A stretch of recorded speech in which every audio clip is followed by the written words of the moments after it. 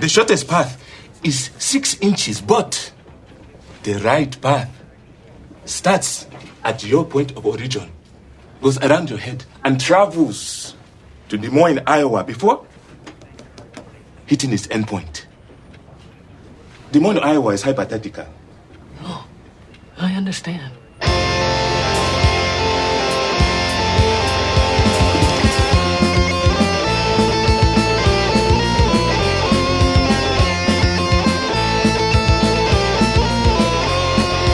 Welcome back to Rock Hard Caucus. This is episode 133. It is January 28th of 2024, and I think we are finally ready to start counterprogramming the Manosphere.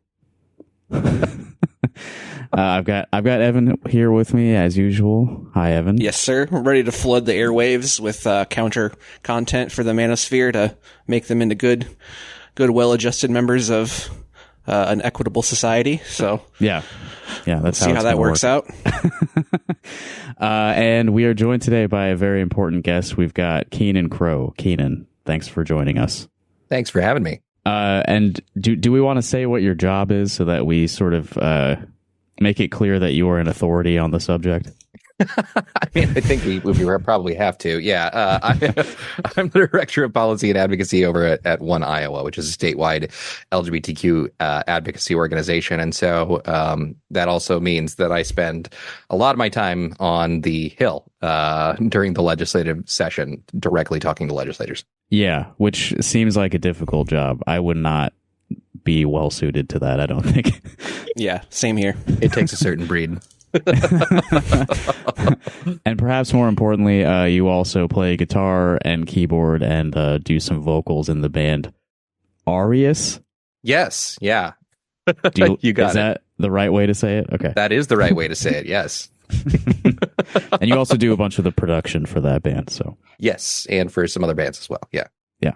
So I wanted to talk to you specifically today because we're in another legislative session and Iowa Republicans are going wild with very anti-LGBTQ bills, as they did last year and a little bit the year before that.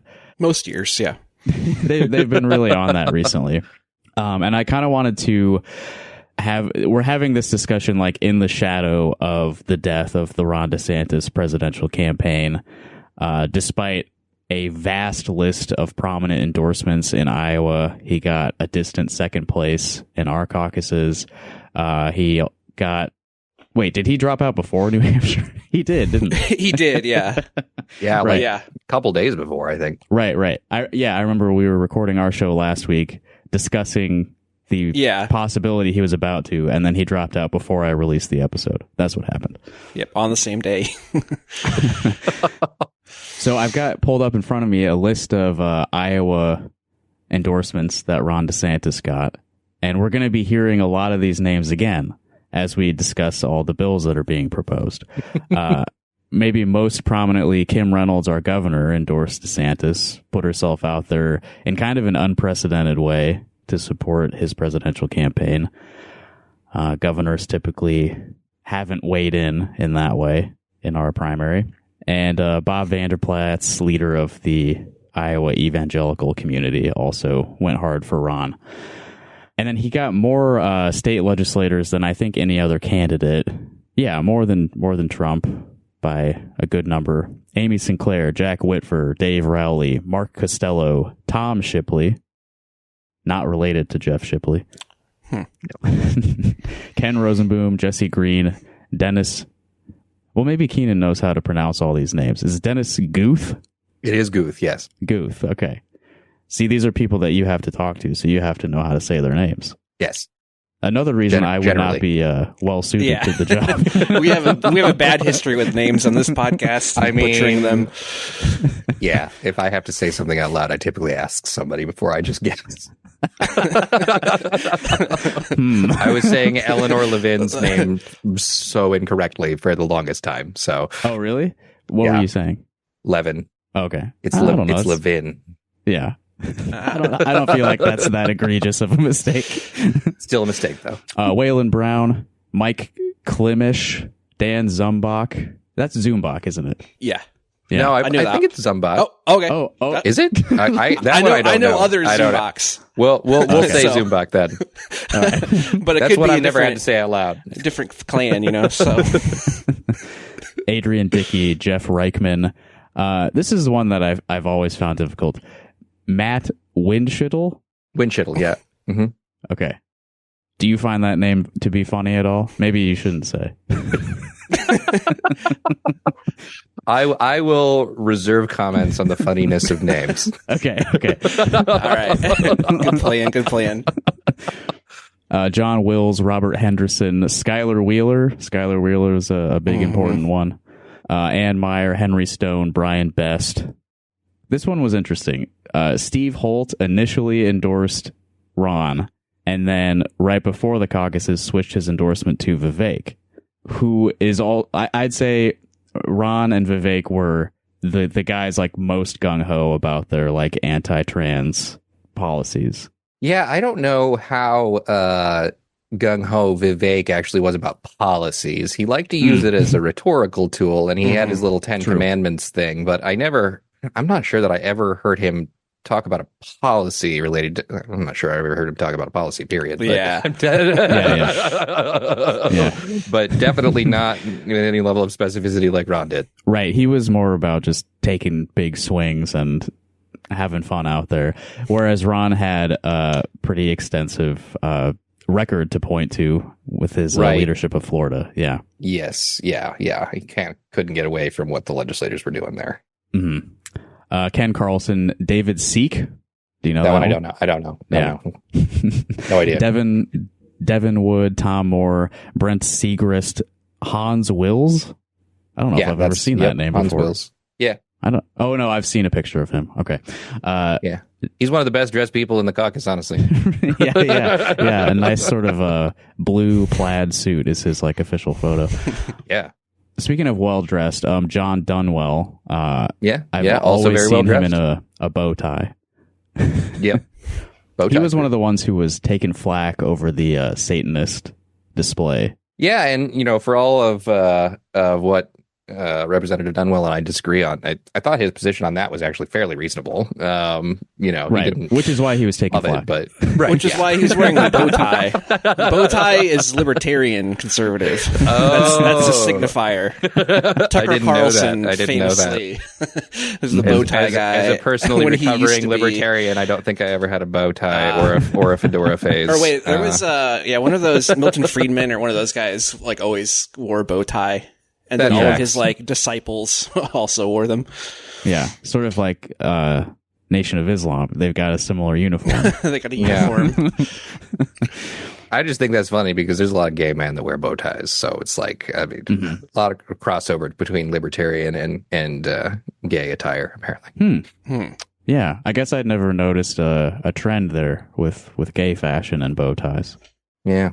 It's a certain like I don't know that I know any gay men who wear bow ties. That's fair. It's like the professional, like corporate, you have to wear a suit with it kind of attire there. Right. And a bow tie is more fun than a regular tie. Absolutely. Yeah. I mean, both of them you're going to be slowly strangled to death, but yes. Oh, I have seen, there is pictures of Pete Buttigieg wearing a bow tie. See, out there. Told you. Yeah. One of the most professional. And out Chasten, too. Yeah, I do like Chasten. Yeah, Chasten is very sympathetic. Bill Gustav or Gustav? Gustav, yeah. Gustav. Dan Gelbach. Carter Nordman. He's one that I keep an eye on sometimes. Do you know about Carter Nordman, Evan? No. He's like super young.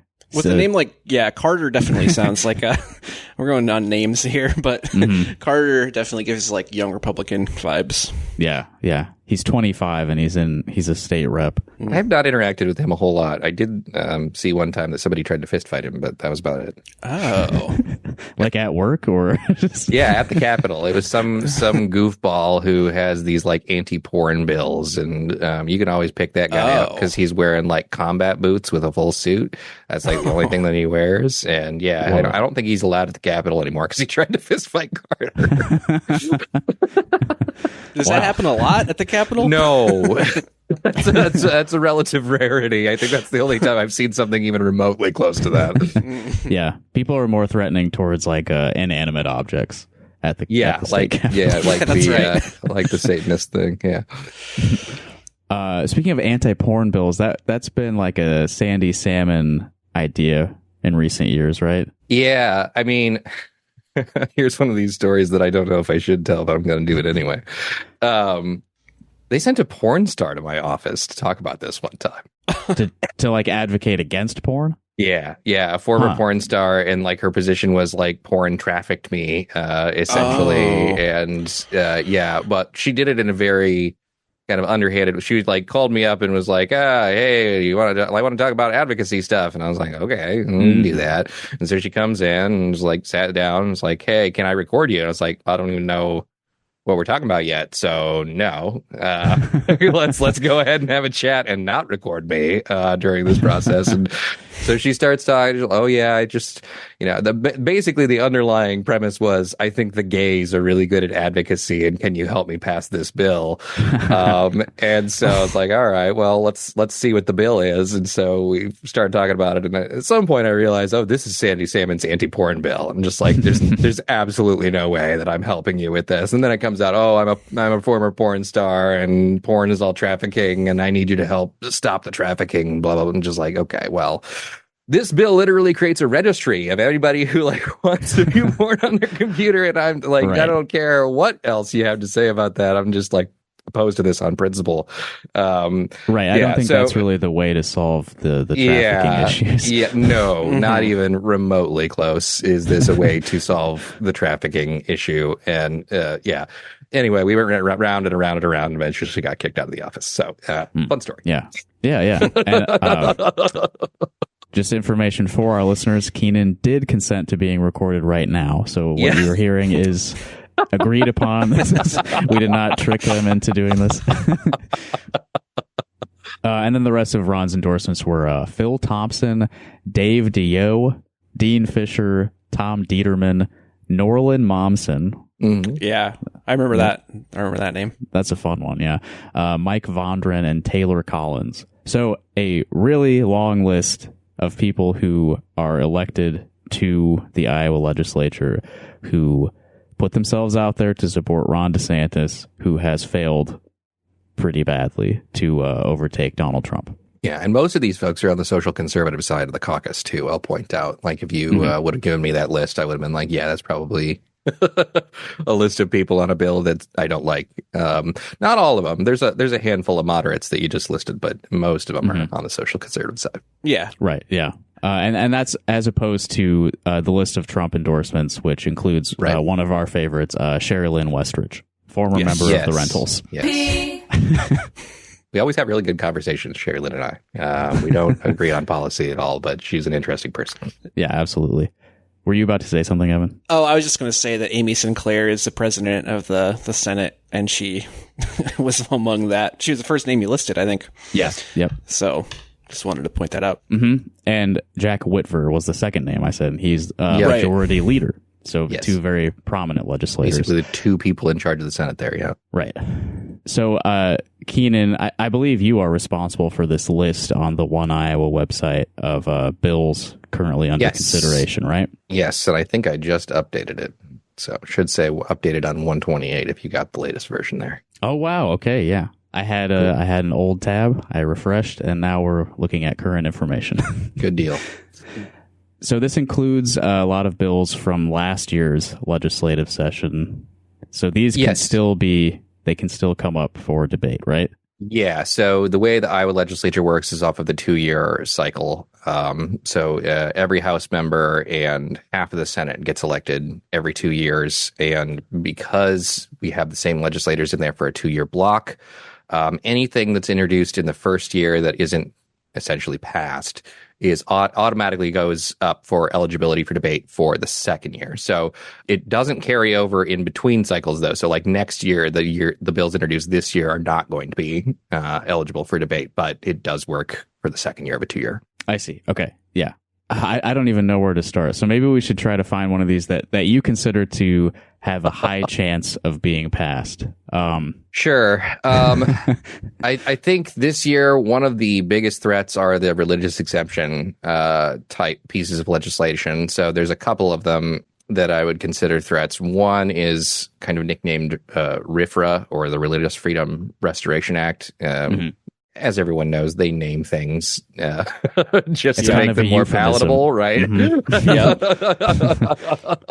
We're not discriminating. We're protecting religious freedom. That one ultimately is tricky because at the national level, RFRA was kind of widely supported by the left and by the ACLU and a number of prominent kind of liberal organizations.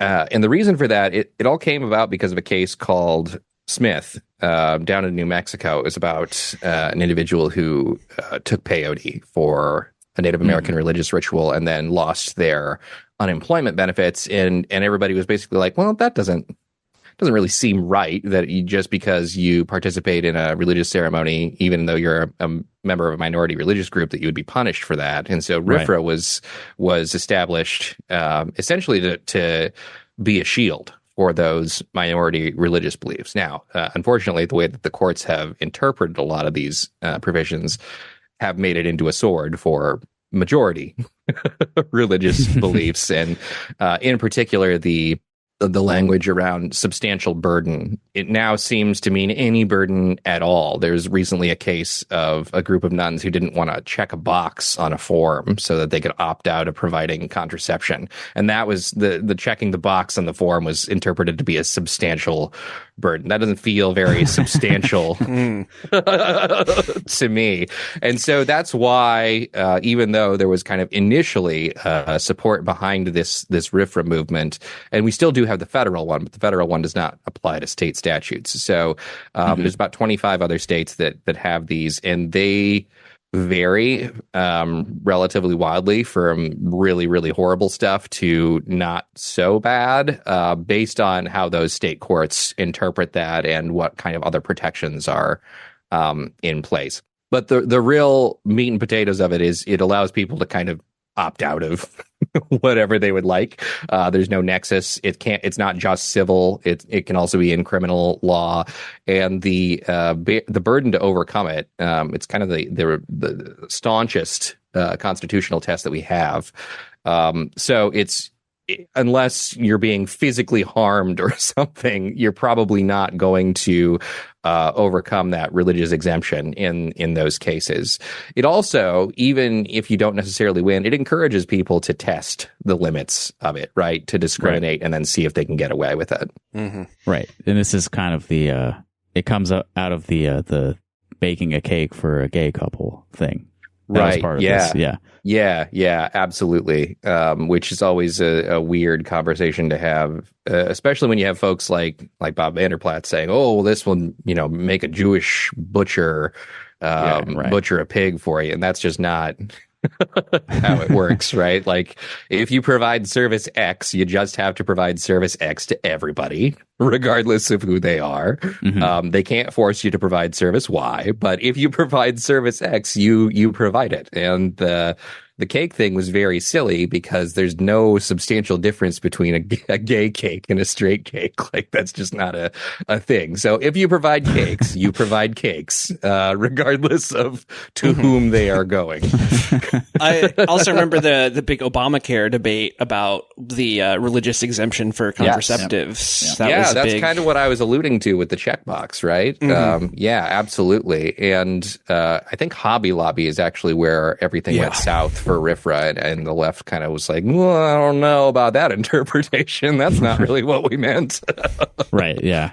So there was a bill introduced by Jeff Shipley last year, which you have labeled as a RFRA bill. Yes. Yep. And your summary is it allows people to pick and choose which laws they will follow based on their stated religious beliefs. Yeah, we've got a couple RFRAs this year too. I don't think I've labeled them as such, but they're like if you go to the very end of the list, they're like not the last one, but the two before it, SF 2095 and HSB 614. And I imagine, so one of them is getting a hearing, the House one is getting a hearing on Tuesday, and I imagine the Senate one, I think they want that through full committee by the end of the week. So that one's moving quickly. Right. And this is their attempt to allow people to, like, medical providers to not provide gender. This is different. Stuff, this right? is even more broad than the medical provider religious exemption. So the medical provider religious exemptions was debated last week, and that is also a thing, unfortunately. That's SSB 3006. I think that's one of the first ones that was introduced in 2024.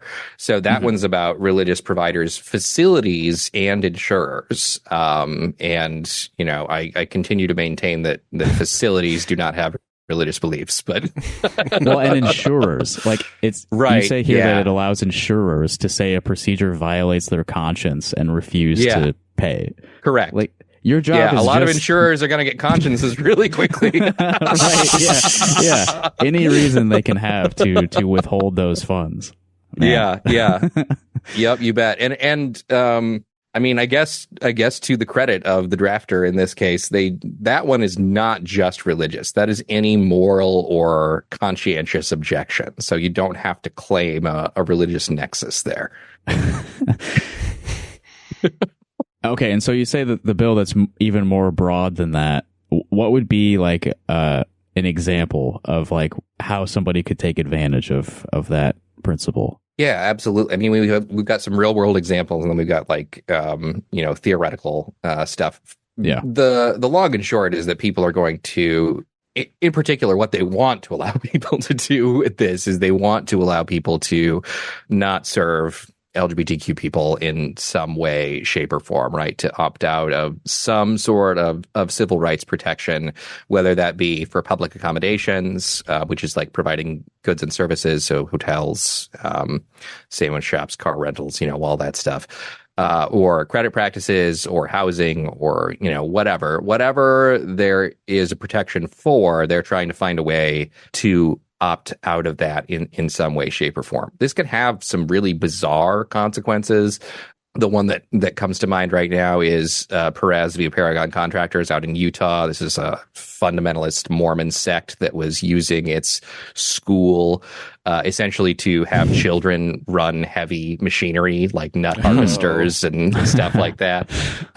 And the head of the sect got out of testifying in the case because he said that his religious beliefs prevented him from testifying in court. So you've got stuff like that, and that was allowed. He did not have to testify because there was a RFRA in that state. So you get really weird stuff like that where it's like, well, you can't even sometimes imagine what the consequences are going to be or what somebody's going to claim is against their religious beliefs until you do this. Yeah, wow. You can just like completely opt out of like society. Yeah. So yeah, sovereign citizens win, I guess. Yeah. As long as they're religious, yeah. Most of them are. Well, and this may affect us here because a Utah-based company recently took over our favorite gas station chain, Come and Go. Yeah, Maverick. Soon to be Maverick. So Maverick may be allowed to employ child slave labor based on religious freedom. Yeah. And again, there's no barrier there, right? If you want to say my religion allows me to do child slave labor, you could claim that. Now, the courts don't have to agree with you, but it does encourage people to test the bounds in kind of wild ways like that. Right. Yeah.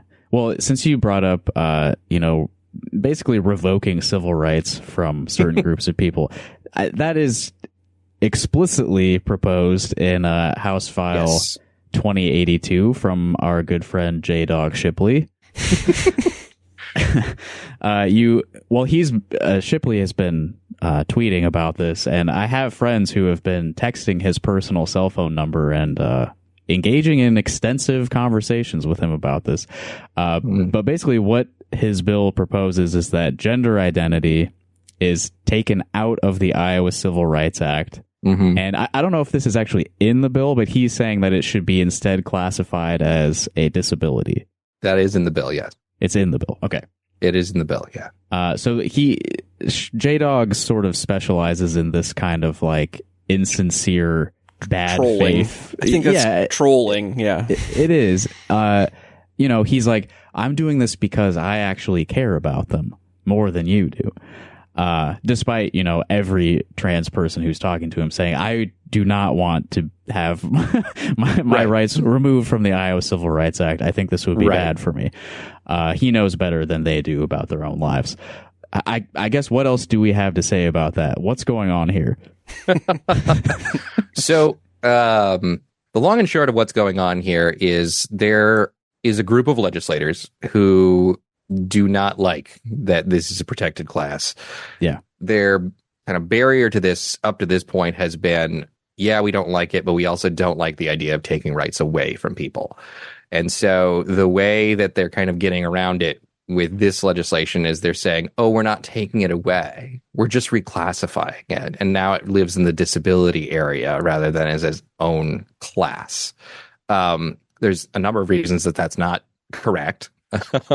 Number one is that there's a substantial number of trans people who don't have gender dysphoria, right? They don't have a diagnosis. They're not interested in getting a diagnosis. And so it would not, under this particular bill, none of those people would be protected. It creates sort of a hurdle to clear in order to qualify it as a disability. Yeah, it gatekeeps the actual protection versus we know that the vast majority of these things don't happen because somebody has a diagnosis. They happen because somebody appears to look different than someone else thinks that they should look, right? And so that's where the protection should live, on the basis of perception, not on the basis of whether or not somebody has some sort of diagnosis. Because you can easily envision, a trans person going and trying to rent an apartment and being told, no, I'm not going to rent to you because you're trans, and then going and filing a civil rights complaint only to be told, well, you don't have an official diagnosis, and so sorry, you can't rent that apartment. That's a very silly and not constructive way to do anti-discrimination policy. There's also a lot of lower income folks who are not going to be able to get a diagnosis. And then there's this entire other issue that there's no other condition by itself written into the Iowa Civil Rights Act as per se disabling. That's a nonsense position. Disability litigation is based on fact patterns, right? Like, you can't perform X because you are impaired in some way, shape, or form, and this is impacting your life in a significant way. There are tons of people with gender dysphoria whose life is not impacted in such a way that it is disabling. Right.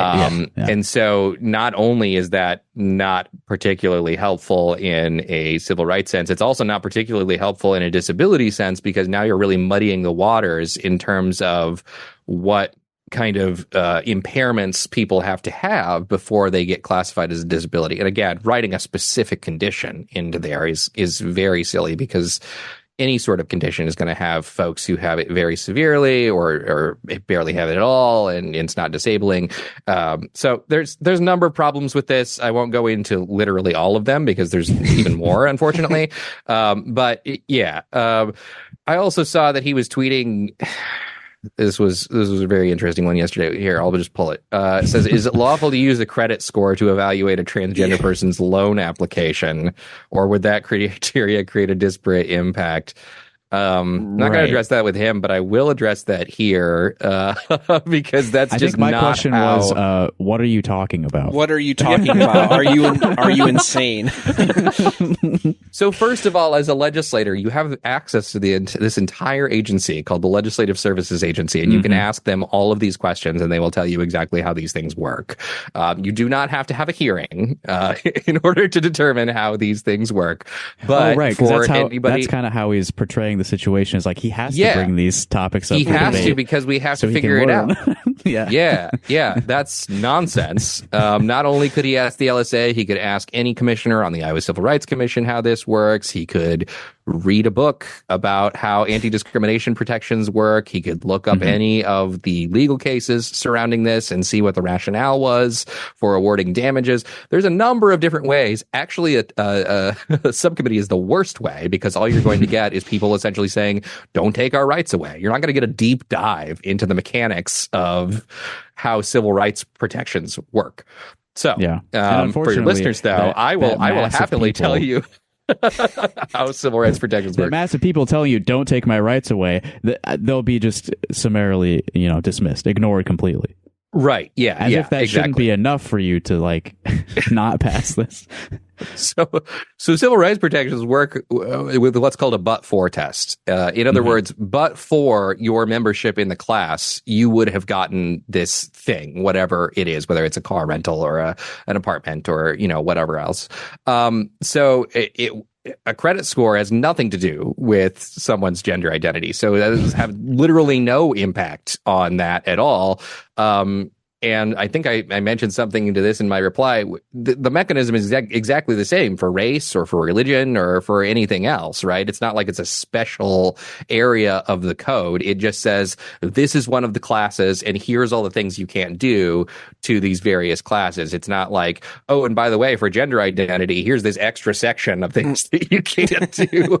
In fact, gender identity has some extra exceptions on top of it that other things do not have. So not only is it not more rigorous, it's actually weaker than the rest of the subsections, because there's some specific exemptions written in there that say, okay, but in the case of gender identity discrimination, this doesn't count, essentially. Right. You are allowed to discriminate against them a little bit. Yeah.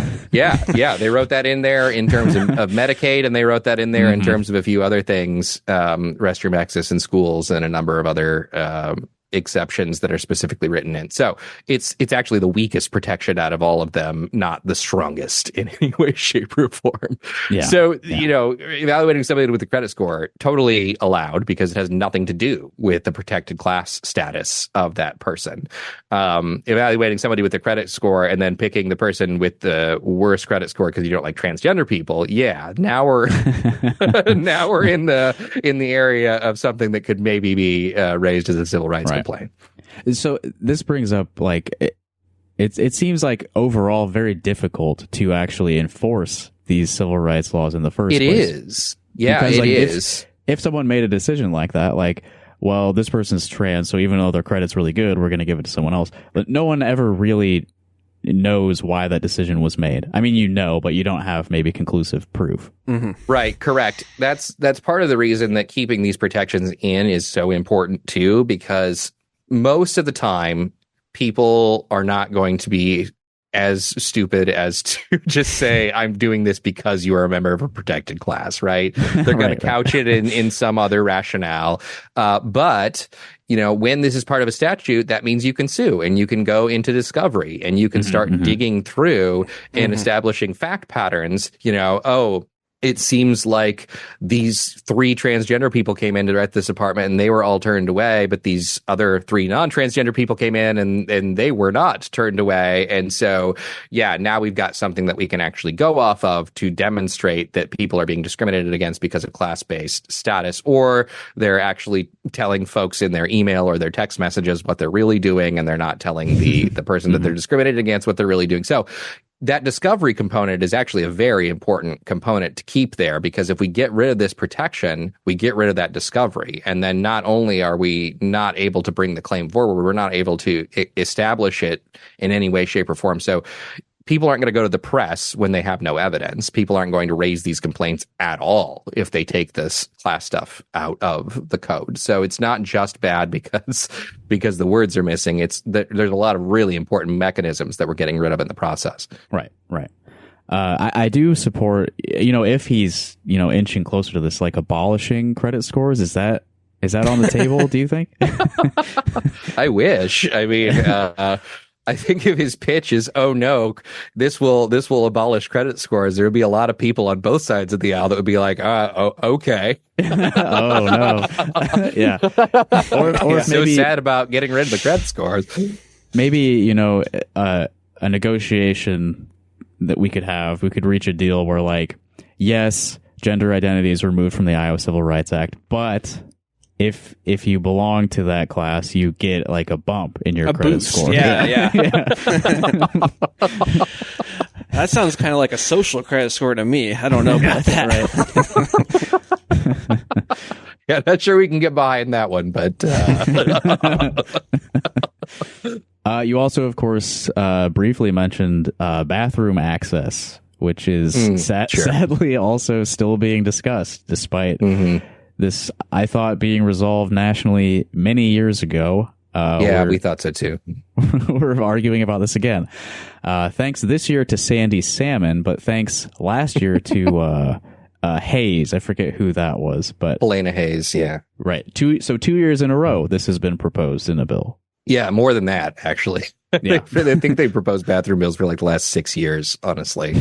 Bathroom bills are, I hate talking about them because it's just like the evidence is so clear. That's, I think, the frustrating thing is that particular issue, and then the incarceration issue. The folks who propose these bills assert that the data is in like one bucket, but it's actually the exact opposite of what they're asserting, which could not be more frustrating. So with restroom access, lots of states have implemented this. Over 300 cities and municipalities have implemented the ability for transgender people to use the restrooms that match their gender identity. And Iowa has had it since 2007 in the Civil Rights Act. And since 2007, the world has not fallen. I'm not aware of any incidents of transgender people in Iowa assaulting people in restrooms. And that's a pretty long period of time. You'd think if this was some sort of epidemic that we'd have maybe one, if not like one every week or one every month or something to demonstrate that they are somehow behaving in a way different than not transgender people. And yet the data is just totally lacking. I did see a subcommittee go up for the incarceration one that would put, trans women in men's prisons. Right. That got canceled. I don't know if it's going to be rescheduled or what the deal is. But again, same deal there. If you look at the sexual assault rates on transgender people versus the sexual assault rates from transgender people, they are exactly the opposite of what opponents assert. Putting trans women in men's prisons is just a recipe for them being assaulted repeatedly and with no consequence. So it is statistically the safest thing that you can do in an incarceration situation is place people based on their gender identity and then listen to them if they say they need any sort of additional protective access. I mean, prisons are torture chambers to begin with, but should make them worse. Yeah, much like abolishing the credit score, what if we actually just like sidestep this issue entirely and just stop putting people in prison? Yeah, I'm with that. Or, well, we can take that even further. What if we just don't have gendered bathrooms at all? Yeah.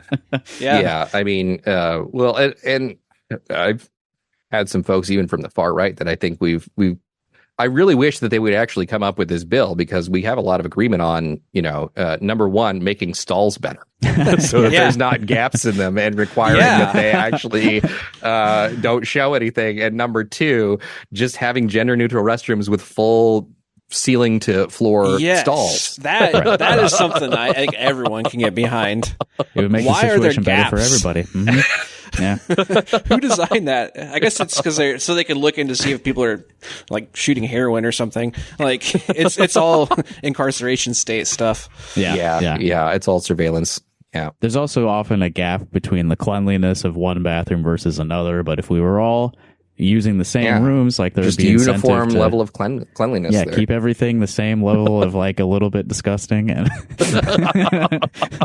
everyone wins. Yeah. I mean, not only have I never seen like a story about like an assault happening in a bathroom, I've never, aside from, I can think of one example. There's one. I can think of one example. I can't think of anyone even being like uncomfortable with like another person in a bathroom, aside from that kid who had a podcast, the Turning Point kid that we talked about a while ago. Yeah. I'm thinking of a different one, actually. I was thinking of the your situation. You can cut this. That was an assault that occurred in a bathroom. That's true. That's true. But it had nothing to do with gender identity at all. No. So last year, kind of, I think the biggest headline of the legislative session was how they were siphoning a bunch of public money into private schools. And there's also a lot of bills proposed in this session that sort of cross the two topics, gender identity in schools. They don't want you to be allowed to talk about it at all in school. Right. Which is funny because, as I keep mentioning, and as the federal judge pointed out in the ruling on the don't say gay, don't say trans stuff, everybody has a gender identity. And so if you prevent folks from talking about gender identity,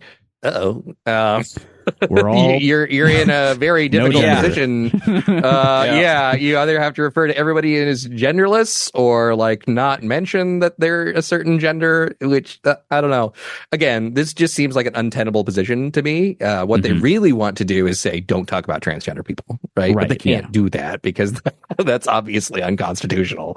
So this is their way around it. But I don't think it's much of a way around it because, I mean, if federal judges are seeing through the charade, then that's probably not a good sign.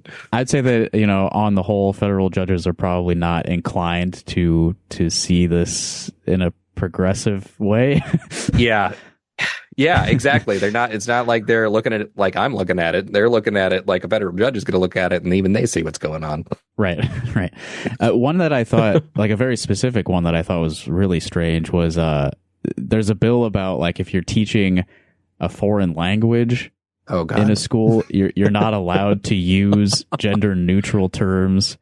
If I don't know if you watched that. Genders. What? Well, it specifically says you're not allowed to change the language to use gender neutral terms, which I thought was an interesting turn of phrase. Well, because there's gendered most languages other than English have gendered like nouns or whatever. Right. Well, yeah. Well, and that was okay. There are a lot of subcommittees that I go to where I'm just like, these arguments are terrible, and I understand what the argument is, but it's just really bad. This was not one of those subcommittees. After I came out of the subcommittee, I literally did not understand what the argument was, which I think is a first for me, because I went in there thinking like maybe this is about referring to students in gender neutral ways or something like that. Nope. He said that's not it. He said that it's about the nouns, like you said. It's about like inanimate objects and how they're referring. And so like the only conclusion that I can come to based on how the language is and what he had said in the subcommittee is that he believes, because his reason was he said that there's two educators that came to him and said they were going to be fired by their administration or disciplined by their administration for not implementing this gender neutral language. So the only conclusion I can come to is that he believes that administrators are forcing these educators to make words up to be gender neutral, because remember, we have to change the language, right? So it can't be something that already exists. So we have to make words up, and if you don't make these words up on the spot and tell them to students, you will be fired. Well, I can't come to any other conclusion based on how the language is written and based on how he represented it in the sub. I literally don't know what else that would be. I don't understand how you get to the language in that bill otherwise. Yeah. Okay. So like French, for example, has a lot of nouns where there is a feminine version of the word and a masculine version of the word. So if you're teaching a French class, you're teaching those words, and like, okay, if you're teaching a foreign language class, you have to have some awareness of that country and its culture. You have to have some broader awareness outside of the state of Iowa and the United States. And I would assume that then you would be aware that there are French people who are using alternatives to those words in order to be more inclusive. Right. Yeah. I mean, it's a fundamental misunderstanding of like how language works, right? It assumes that language is like this tome of different words with definitions that are written in stone to never change. And that if you vary from the tome, that you have somehow violated the language, versus understanding that language is just a bunch of usages, right? And as soon as people start using words different, you need to adapt how you're teaching it to teach how they're actually being used. And so, teachers aren't making things up. These are words that are being used by native speakers. We're just informing them that this is the case. Right. You should be aware of the language you're teaching as a living language. Like, you're not teaching Latin. Yeah. Well, I mean, even, we've got new words that enter the English lexicon literally all the time, right? Like, if you weren't allowed to teach the word podcasting, or you weren't allowed to teach, something that's relatively new. Yeah, they need to keep that out of schools. No, I mean, we are trying to counter-program the Manosphere, so maybe talking about podcasting is bad, but yeah. All right, what else is there in terms of like educational bills? Well, the Don't Say Gay bill, was a big deal in Florida, and again, we're following in the footsteps of Florida, because things are going so well there. All of our state legislators idolize Ron DeSantis. Here's another one from Jeff Shipley, House File 2068. And you describe this as social studies course requirements that spell out a requirement to lie to students about gender-affirming care. Yep. So the specific language in there around gender-affirming care is there's a number of instruction that you have to do, and one of the categories of things that you have to have instruction on is, quote, the affirmative argument for prohibiting transgender drugs and surgeries for minors. Wow. I don't know. In other words, the argument that no major medical association in the country supports. This is like, being forced to teach evolution or creationism in biology class, right? Yeah. Is there any of that going on? Are they still pushing that agenda? Not that I know of. Yeah. That we've kind of put the kibosh on the old evolution ban, but don't quote me on that. As soon as they hear this podcast, they may be back at it. Doesn't mean it won't come back. They brought back the bathroom bill. If you assign it a three-letter acronym, they will in fact ban it. That is what we have found.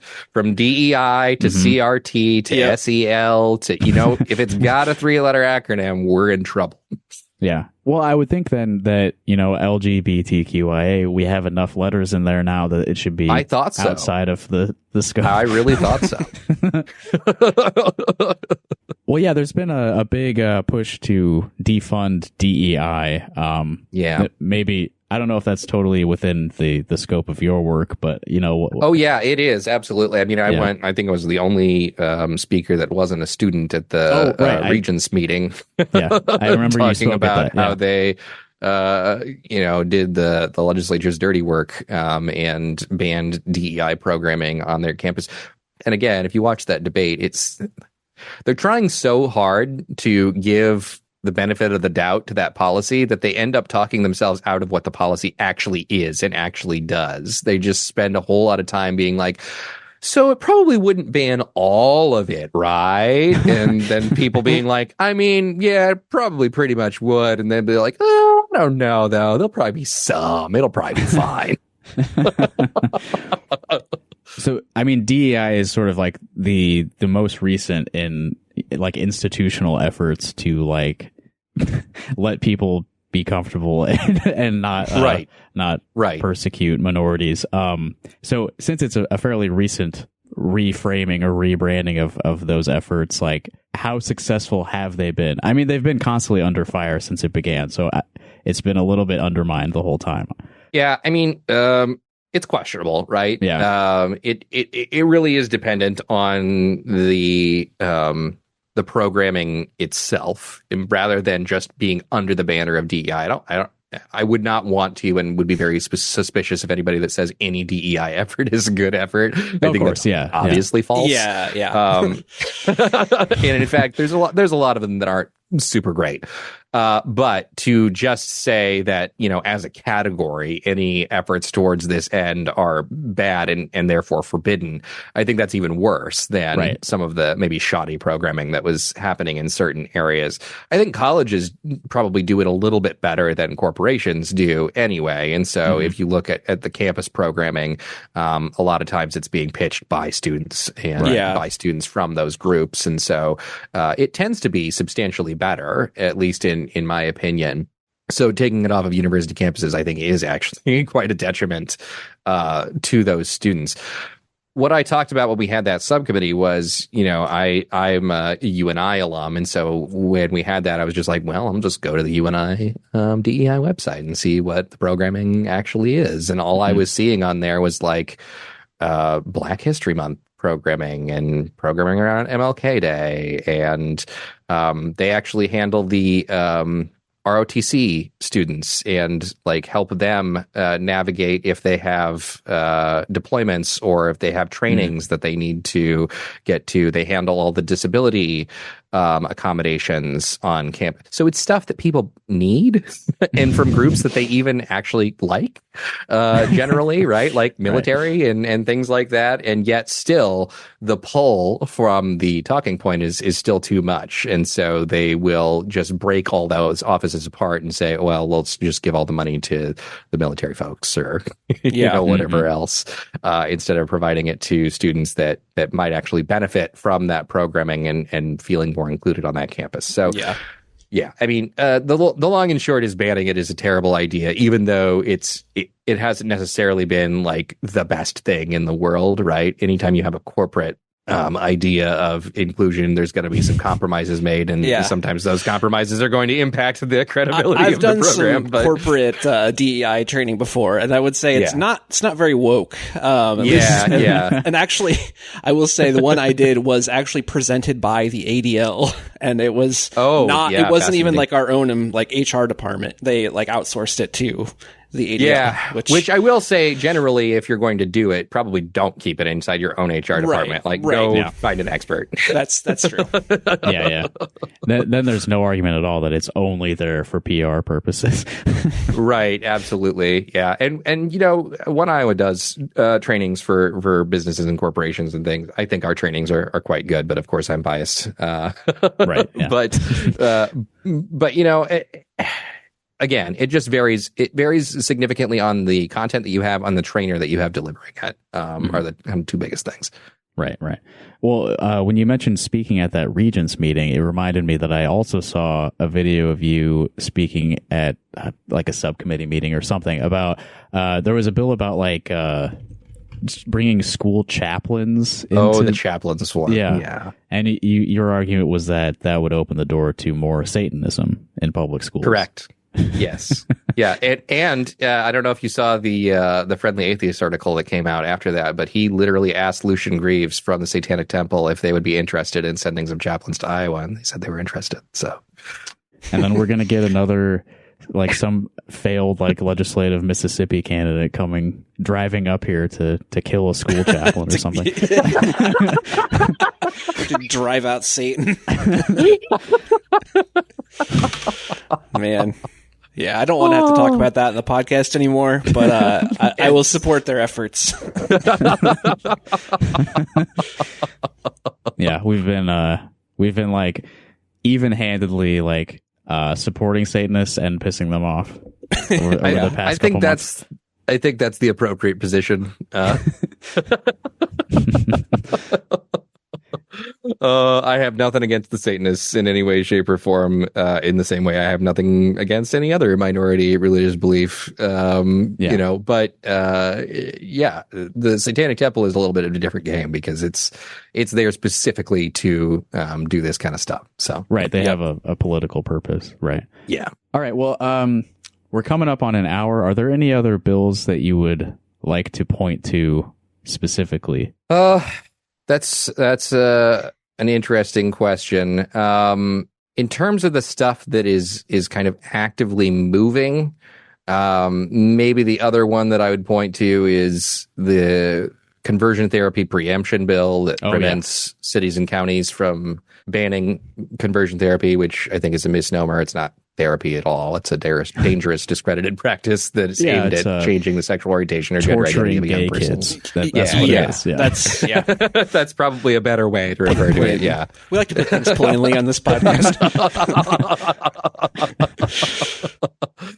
So there is that, and then maybe the most ridiculous subcommittee that I've been in up to this point in the legislative session was the What is a Woman subcommittee, based on the Matt Walsh film. The Eternal Question. Yeah. Yeah. People have been debating this one for millennia. Right, and they define in their bill, a woman is an adult human female. Correct. And that's like the full text of that bill.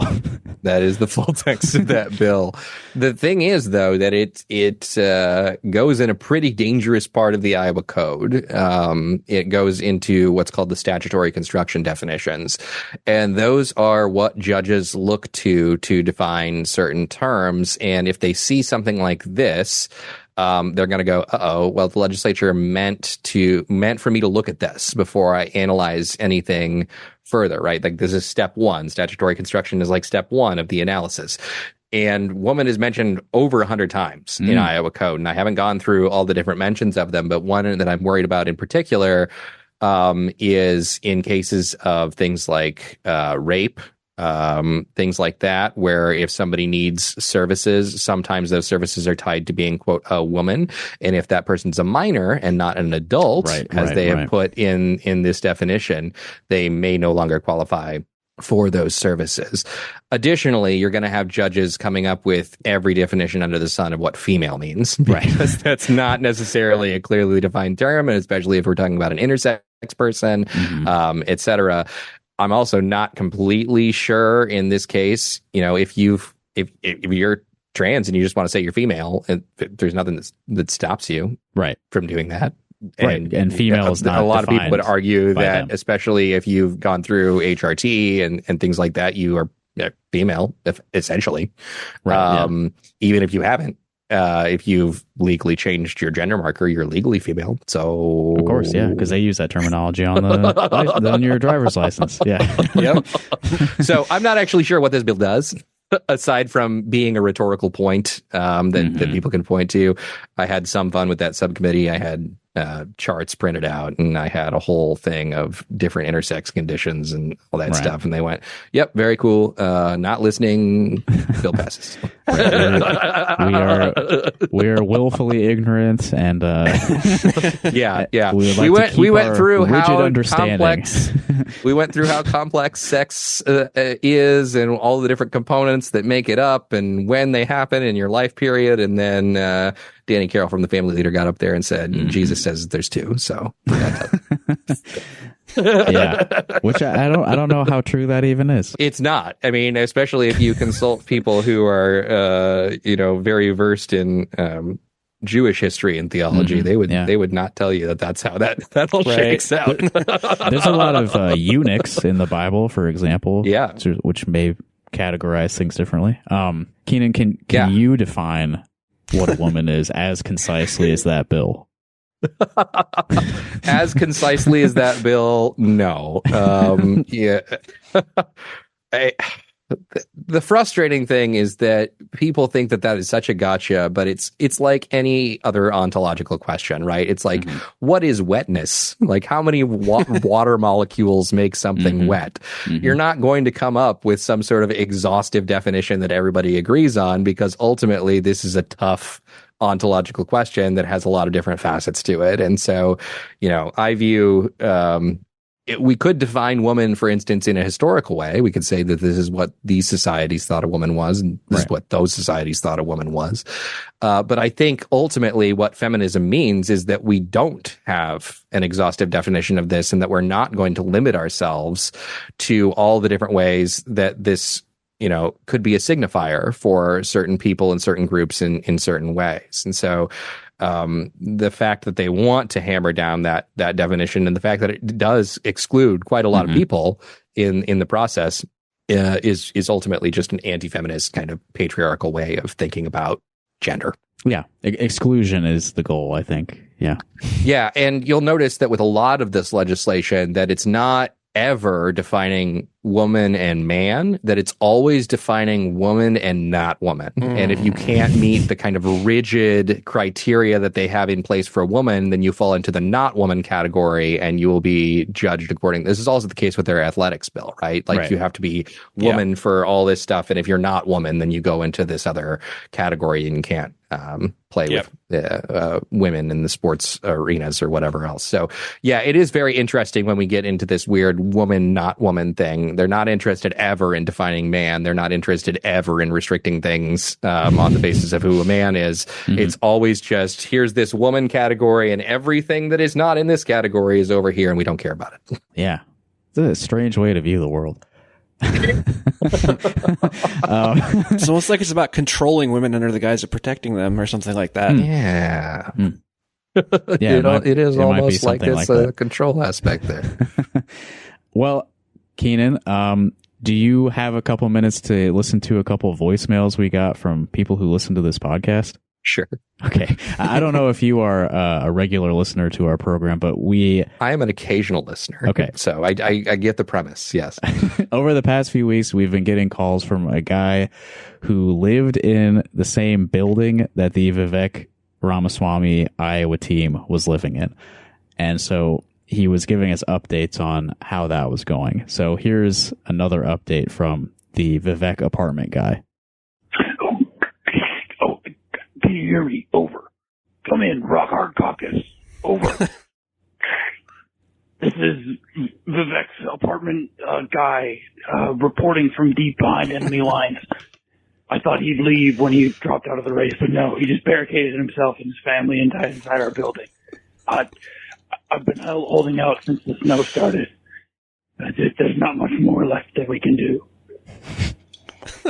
If we're living by his commandments now. Over and out. All right, so it sounds like there may be like a neighborhood in Des Moines that is now under the control of Vivek's 10 truths. There's a truth zone that's been established. So I'm not allowed there because there's only 2 genders. I would imagine that would like rack open the universal rules and constants. Yeah, some kind of force field around the perimeter, I think. One thing that happens occasionally on the show is that we will receive information from individuals that may contradict evidence that you have encountered with your eyes and ears. For example, Vivek appearing on stage in New Hampshire with Donald Trump. That seems to contradict what this caller was saying, that Vivek is still in Des Moines, has barricaded himself in this apartment building. I can't tell you what the real truth is. All I can say is that we've been presented with a contradictory position here. And actually, I've got another contradictory position with this second call, which we received from the same phone number. Hey guys, it's me. It's the Vivek lives in my building guy. I heard that my last voicemail, whatever. Anyway, basically, I didn't interact with him again up until the caucus night, and then after caucus night, he basically dropped out right away. Then I did see actually the night that I got home.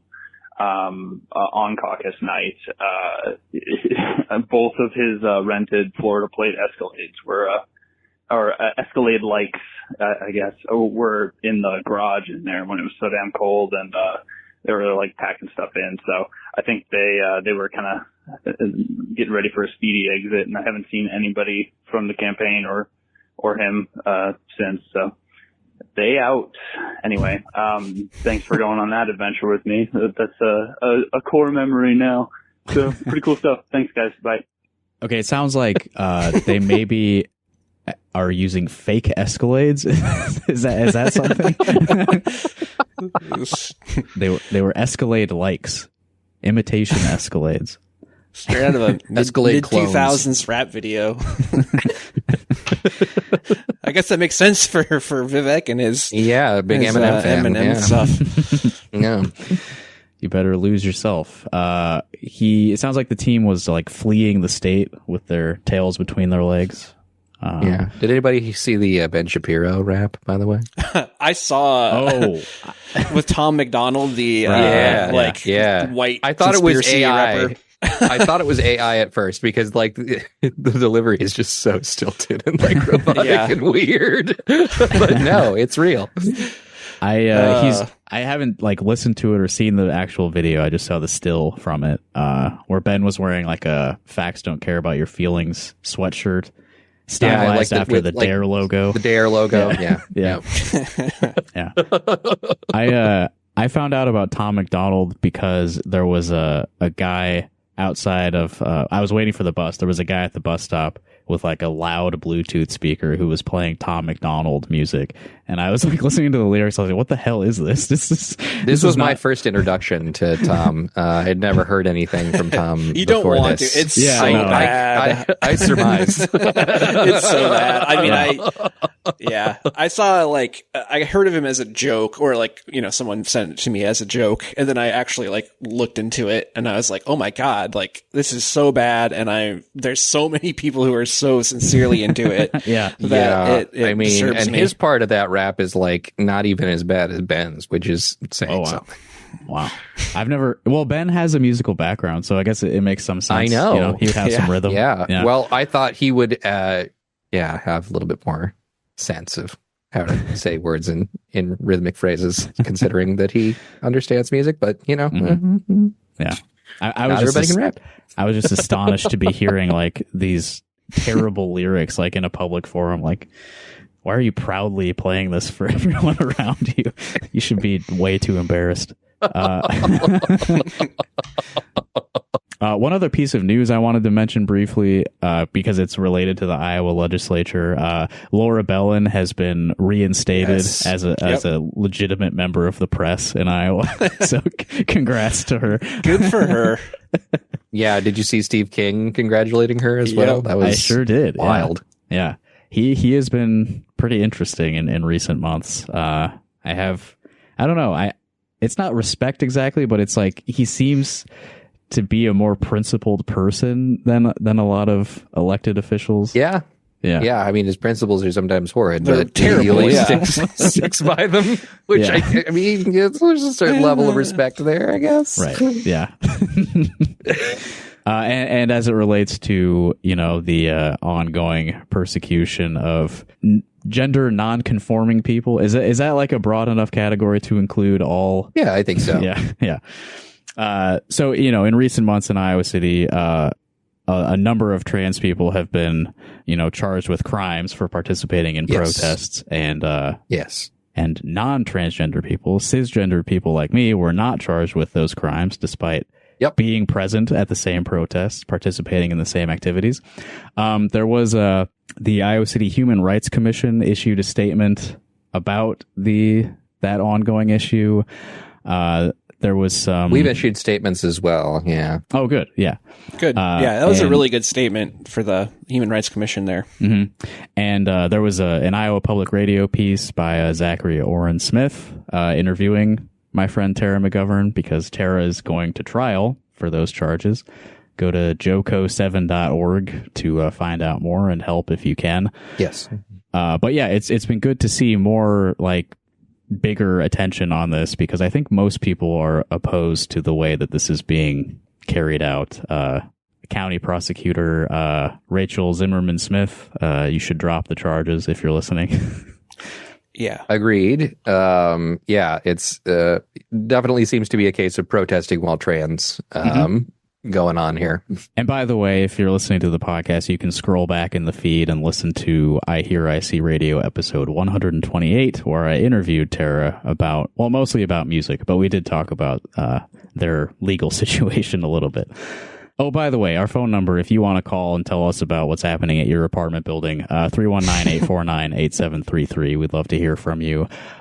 We've got a mailing address, P.O. Box 5336 in Coralville, Iowa, zip code 52241. If you have any trinkets that have been cursed by a deity of your choice, send them on over.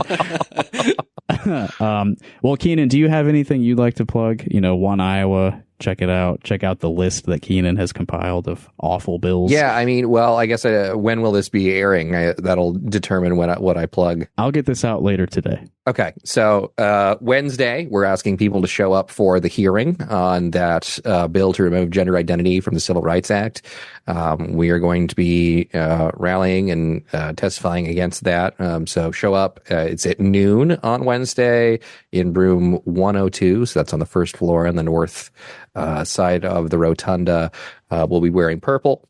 So wear something purple just so we know kind of who's who. And then we have our annual Day on the Hill the Monday following that, so February 5th. So there's two opportunities within the next 2 weeks to show up to the Capitol and show legislators that it's unacceptable what they're doing to LGBTQ Iowans. So there's that.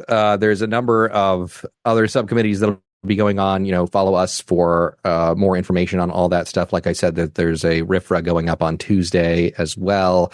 That's also a really harmful bit, but sign up for action alerts at oneiowaAction.org. That's our rapid response platform. So if you want quick, easy ways to get in touch with your legislators, that's the way to do it.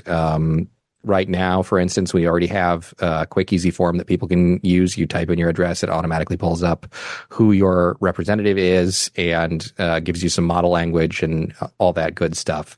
And then finally, if you are interested in letting legislators know exactly how you feel about that particular bill or any particular bill, you can always go and leave written testimony on those bills as well. And that does close once the subcommittee starts. So you want to get that in before the subcommittee happens. I would also say on any subcommittee, which the subcommittees in Iowa are the only times where the public gets to give input to legislators. So that is the thing that you need to focus on.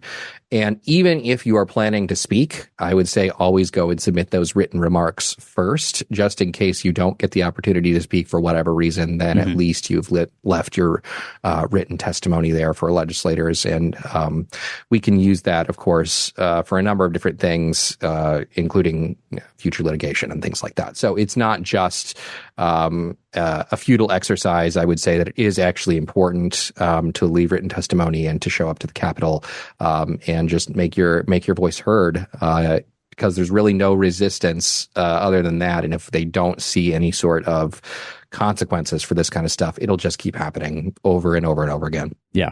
And that's good to know that it's not just a futile effort, because it often feels that way with stuff like this. Yeah, it does, right? But it's more of a drop in the bucket kind of thing. If you want the bucket full, every drop counts. And so it might not feel like a huge thing to do, like in your, maybe your individual comment isn't like changing everybody's mind and getting a bill killed, but 1,000 other ones along with yours might go a long way. Yeah. Yeah. There may not be any perfect combination of words to turn Iowa around. Yeah, that's what I thought when I first started this job, that it would just be you find the coolest thing to say and everybody will change their minds. No. Yeah, unfortunately, reality is not scripted. So it's we always close out our show with music, preferably local music. I was hoping to play maybe a track from your recent live album. Sure. Live in Ames. Is there do you have a favorite off of that? I mean, I think Fragile is probably one of the more listenable ones. So okay. And what makes it listenable? It doesn't start off super slow. It starts off pretty zippy, and and I really like how the guitar harmonies work in it. I think it's a neat piece. Nice. All right. So listen to a little bit of Fragile here, and there will be a link to Arias's Live in Ames, which you can also find on your favorite streaming platforms, I assume. I think Absolutely, that's right. Yeah. Yes. But you should buy it on Bandcamp, as you should do with all music that you like. I 100% agree. Yeah. Well, absolutely. Except it kind of sucks about the Epic thing, but whatever. That's true. That's true. But I mean, but still more of your dollars are going to the artist regardless. Right. So. Right. Yeah. And it's pretty much the only accessible way to actually send money to musicians right now. So it is. Right. Yeah. All right, well, that'll do it for Rock Hard Caucus. Thank you so much, Keenan, for talking with us at length. You are way more well-informed than we are on these subjects. Yes, so. Thank you. We like to have people who know what they're talking about for a change. Very much appreciated, and thank you for having me on. All right, see you later, everybody.